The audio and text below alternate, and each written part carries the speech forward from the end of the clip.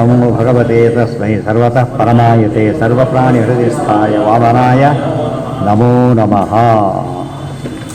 ಯಾವುದಾಗಿತ್ತು ನಿನ್ನೆ? ಇವೆಲ್ಲ ಏನಾಗಿದೆ, ಇಂದ್ರಿಯಗಳೆಲ್ಲ ಏನಾಗಿವೆ ಅಂತ ಕೇಳಿದರೆ ಇನ್ನೂ ಹಿಂದಿದೆ. ಪರ್ಯಾಂಚಿಖಾನಿ ಋತೃಣಾತ್ ಸ್ವಯಂಭೂ. ಪರಮಾತ್ಮ ಬಹಿರ್ಮುಖವಾದ ಸೃಷ್ಟಿ ಮಾಡಿರೋದ್ರಿಂದ ಒಳಗೆ ನೋಡೋ ಶಕ್ತಿ ಅವಕ್ಕಿಲ್ಲ. ಒಳಗೆ ನೋಡ್ಬೇಕಾದ್ರೆ ಏನು ಮಾಡೋದು, ಮನಸ್ಸಿಂದನೇ ನೋಡಬೇಕು. ಏನು ಮನಸ್ಸು ಒಳಗಿರೋದ್ರಿಂದ ಅದು ಹೊಸ ಮನಸ್ಸಿಗೇನಿದೆ, ಒಳಗಿನ ಇಂದ್ರಿಯ, ಹೊರಗಿನ ಇಂದ್ರಿಯ ಅಲ್ಲ. ಮನಸ್ಸು ಕೆಟ್ಟು ಅಂತೇಳಿ ರಿಪೇರಿ ಮಾಡೋದು ಭಾರಿ ಕಷ್ಟ. ಮೆಂಟಲ್ ಹಾಸ್ಪಿಟಲ್ ವರ್ಷಗಟ್ಟಲೆ ಔಟ್ ಪೇಷಂಟಾಗಿ ಕೊಡೋದು ಭಾರಿ ಕಡಿಮೆ, ವರ್ಷಗಟ್ಟಲೆ ಆಗುತ್ತೆ. ಈ ಬೇರೆ ಇಂದ್ರಿಯಗಳು ಹಾಗಲ್ಲ, ಬೇಗ ಇಲ್ಲ ಇಲ್ಲ ಹೇಳ್ಬಿಡ್ಬೋದು. ಮುಕ್ತ ಜೀವೇತು ವಿಷ್ಣು ವಿಜಿತ್ವ ಜೀವತಃ ಪೃಥಕ್ ನ ಜಾಯತೆ ಬ್ರಿಯತೆ ವಾಕ್. ಅದನ್ನು ಆಗಿದೆ ಅಲ್ಲ, ಆಗಿದೆ.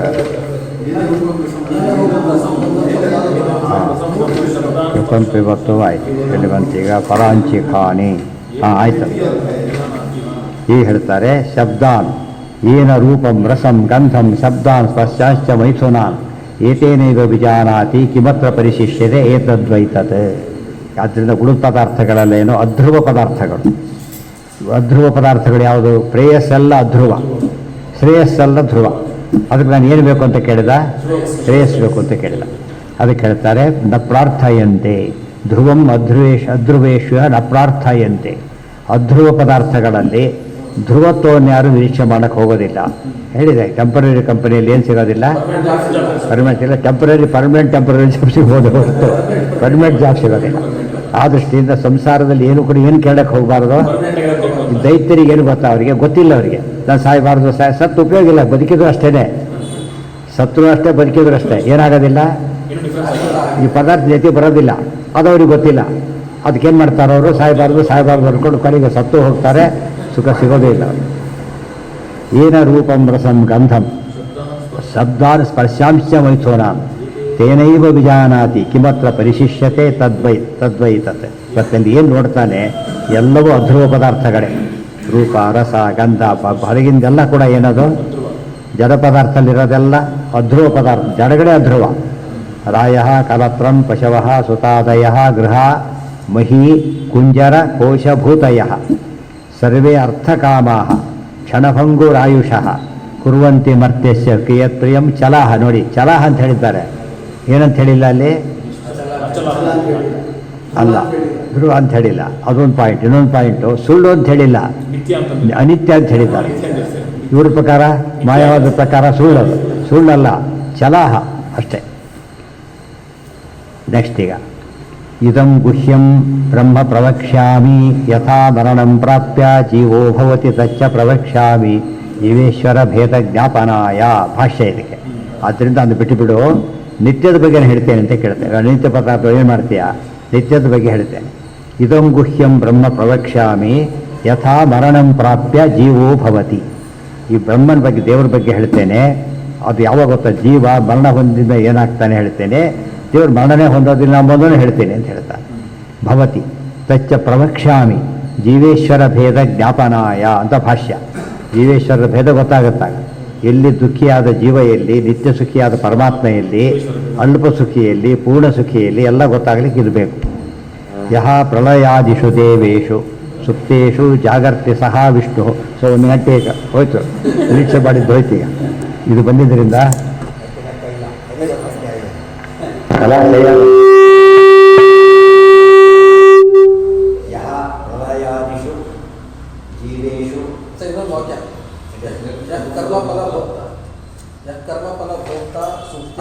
ಕರ್ಮಫಲಭೋಕ್ತ ಸುಷುಪ್ತ್ಯಾದಿವಾನ್ ಸಜೀವ. ಡಿಫಿನೇಷನ್ ಇದು.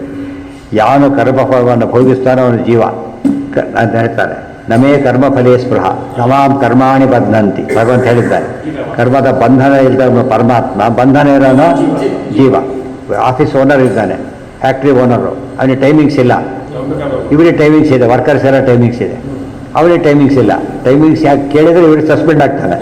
ಪ್ರಶ್ನೆ ಮಾಡಿದ್ರು ಕೂಡ ಏನಾಗ್ತಾರೆ, ನೀವು ನನ್ನೇ ಕೇಳ್ತೀಯ ಅಂತ ಹೇಳ್ತಾರೆ. ಅದು ದೇವ್ರನ್ನ ಯಾರು ಪ್ರಶ್ನೆ ಮಾಡೋಂಗಿಲ್ಲ.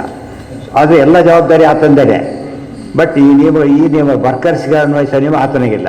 ದೇವರಿಗೆ ಯಾವ ನಿಯಮನೂ ಇಲ್ಲ. ಯಾತಕ್ಕೆ? ನಿತ್ಯದಲ್ಲ ಹಾಗಿರೋ. ಸುಷುಪ್ತ್ಯಾದಿಮಾನ್ ಸಜೀವ.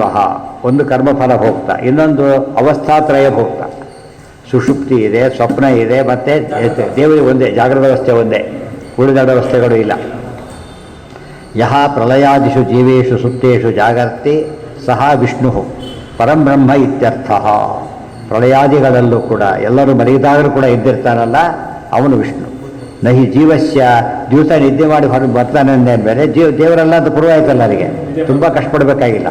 ಕನಸು ಕಂಡ ಜೋರ ಎದ್ದ, ದುಸ್ವಪ್ನ ಬೇರೆ ಬಿತ್ತು, ದೇವರ ಅಲ್ಲ ಅಂತ ಪೂರ್ವಾಯಿತು. ಜಾಗರ್ತಿ ಸ ವಿಷ್ಣು ಪರಂಬ್ರಹ್ಮ ಇತ್ಯರ್ಥ. ನಹಿ ಜೀವಸ್ಯ ಯೋನ್ಯಾದಿಗಮನಂ ಬ್ರಹ್ಮ, ನಹಿ ಜೀವಸ್ಯ ಯೋನ್ಯಾದಿಗಮನಂ ಬ್ರಹ್ಮ. ಜೀವ ಏನು ಗರ್ಭಾಗಿನ ಪ್ರವೇಶಿಸ್ತಾನೆ, ಮಾತೃ ಗರ್ಭ ಇತ್ಯಾದಿಗಳನ್ನು, ದೇವರಿಗೆ ಉಂಟಾದು ಇಲ್ಲೇ ಇಲ್ಲ.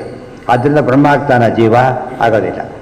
ಜೀವಾದ್ಭೇದೇನ ಜ್ಞಾತಂ ಹಿ ಬ್ರಹ್ಮ ಯಥಾವತ್ ಜ್ಞಾತಂ ಭವತಿ. ದೇವನು ಸರಿಯಾಗಿ ತಿಳ್ಕೊಂಡಿದ್ದಾನೆ. ಇದು ಗುರುತು ಯಾವಾಗ ಅಂದರೆ ದೇವರಿಗಿಂತ ಭಿನ್ನ ಅಂತ ತಿಳ್ಕೊಂಡು, ಜೀವರಿಗಿಂತ ತಿಳ್ಕೊಳ್ಳೋದ ಹೊರತು ಏನಲ್ಲ, ಅವನು ಡಿಸ್ಟಿಂಗ್ವಿಷ್ ಮಾಡಬೇಕು. ಅವನು ಹಾಲು ಯಾವುದು ಫಾಲಿಡ್ ಹಾಲು ಯಾವುದು ಗೊತ್ತಿಲ್ಲ ಅಂತ ಹೇಳಿದರೆ ಅವು ಕೂಡ ಸಾಯ್ತಾನೆ ಅಷ್ಟೇ. ಅದಕ್ಕೆ ಎಲ್ಲಿವರೆಗೂ ದೇವನು ಕಂಡವನಲ್ಲ, ಜೀವನ ವ್ಯತ್ಯಾಸ ಇದೆ ಅಂತ ಗೊತ್ತಾಗಬೇಕು. ಪ್ರತಿ ಸ್ಟೇಜಲ್ಲೂ ಗೊತ್ತಾಗಬೇಕು. ನಮಗೆ ದುಃಖ ಬಂತು, ಸಾಧನೆ ಮಾಡೋಕ್ಕೆ ಬರುತ್ತೆ, ಈ ದುಃಖ ದೇವರಿಗಿಲ್ಲ. ದೇವರ ಸ್ಮರಣೆ ಬಂತಲ್ಲ, ಆಗ ಗೊತ್ತಾಯ್ತಾ. ದುಃಖಯುಕ್ತರಾದ ನಾವೆಲ್ಲಿ, ಸರ್ವದಾ ದುಃಖರಹಿತ ದೇವರೆಲ್ಲಿ. ಆ ವಿಪತ್ತು ಯಾವುದಕ್ಕೆ ಕಾರಣ ಆಯ್ತು? ಈಗ ದೇವರ ಸ್ಮರಣೆಗೆ ಕಾರಣ ಆಯಿತು. ಅದು ಯಾವುದಕ್ಕೂ ದೇವರ ಅನುಗ್ರಹಕ್ಕೆ ಕಾರಣ ಆಯಿತು. ಫಸ್ಟ್ ಏನು ಮಾಡ್ತಾರೆ? ಉದ್ಧಾರ ಮಾಡ್ತಾರೆ, ಆ ದುಃಖ ಪರಿಹಾರ ಮಾಡ್ಕೊತಾರೆ. ಜೀವಾದ್ಭೇದೇನ ಜಾತಂ ಹಿ ಬ್ರಹ್ಮ ಹೊಡಿತಾ ಇರ್ತಾರಲ್ಲ, ಯಾರಾದರೂ ಹೊಡಿತಿರ್ತಾರೆ, ಅದು ತಪ್ಪು ಅಂತ ನಿಲ್ಲಿಸ್ತಾರೆ. ಸತ್ಯ ಹೇಳ್ತೀರಿ ತಕ್ಷಣ ನಿಲ್ಲಿಸ್ತಾರೆ ಹೊಡೆಯೋದು, ಗೊತ್ತಾಯ್ತಾ. ಮತ್ತೆ ಹೊಡಿತಾರೆ. ಅದು ಸತ್ಯ ಹೇಳಿದ ತಕ್ಷಣ ಹೊಡೆತ ನಿಂತೋಗ್ಬಿಡುತ್ತೆ.